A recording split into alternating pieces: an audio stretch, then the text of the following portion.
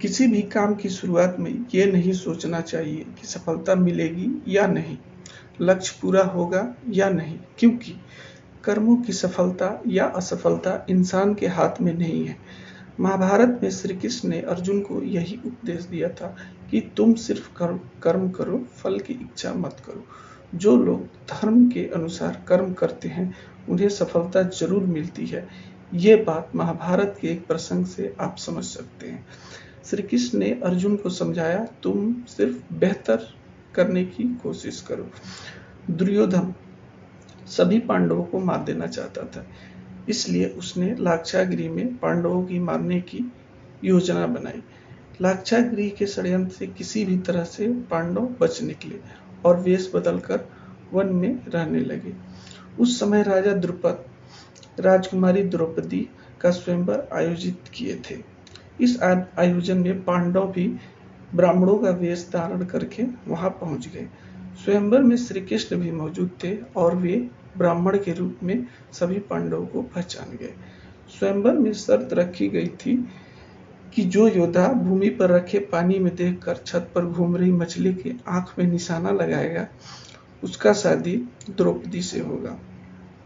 जब अर्जुन इस प्रतियोगिता में शामिल होने पहुंचे तो श्री कृष्ण ने उन्हें समझाया कि मछली के आंख में निशाना कैसे लगाना है। श्री कृष्ण ने अर्जुन को पूरी विधि समझा दी। श्री कृष्ण की बातें सुनकर अर्जुन ने कहा, सब कुछ मुझे ही करना है तो आपकी क्या जरूरत है। श्री कृष्ण बोले, तुम सिर्फ वह करो जो तुम्हारे बस में है, मैं वह करूंगा जो तुम्हारे बस में नहीं है। यानी कि मैं हिलते हुए पानी को स्थिर करूंगा ताकि तुम आसानी से निशाना लगा सको। तुम सिर्फ बेहतर से बेहतर करने की कोशिश करो। श्री कृष्ण की बात मानकर अर्जुन ने बेहतर कोशिश की और उसका निशाना मछली की आंख पे लग गया। इस प्रसंग से यह सीख मिलती है कि हमें अच्छे से अच्छे कोशिश करनी चाहिए। जो भी काम आप कर रहे हो उसमें अच्छा से अच्छा करने की कोशिश करो। आप ये सोच के वो काम मत करो कि इसका क्या फल होगा। आइए बात करते हैं दूसरे प्रसंग के बारे में। महाभारत युद्ध की शुरुआत में अर्जुन के कहने पर श्री कृष्ण रथ को लेकर युद्ध भूमि के बीच में पहुंचे। भीष्म पितामह और गुरु द्रोणाचार्य के सामने ले जाकर के रथ को रोक दिया। जब अर्जुन ने कौरव पक्ष में अपने कुटुंब के लोगों को देखा तो उसने युद्ध करने से मना कर दिया। श्रीमद् भागवत गीता के पहले अध्याय में अर्जुन ने श्री कृष्ण के सामने युद्ध न करने के लिए अपने तर्क रखे थे।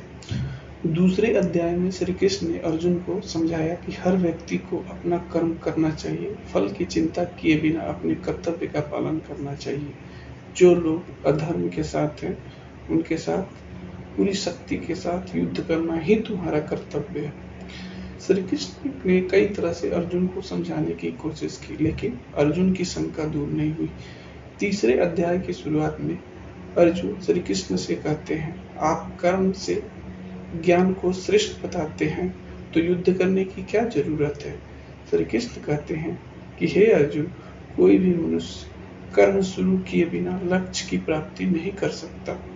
कर्म का त्याग करने से कोई सिद्धि नहीं मिल सकती, यानी कोई भी व्यक्ति लक्ष्य प्राप्त नहीं कर सकता। कोई भी इंसान किसी भी अवस्था में पल भर के लिए भी कर्म किए बिना नहीं रह सकता। सभी लोग अपनी अपनी प्रकृति के अनुसार कर्म जरूर करते हैं।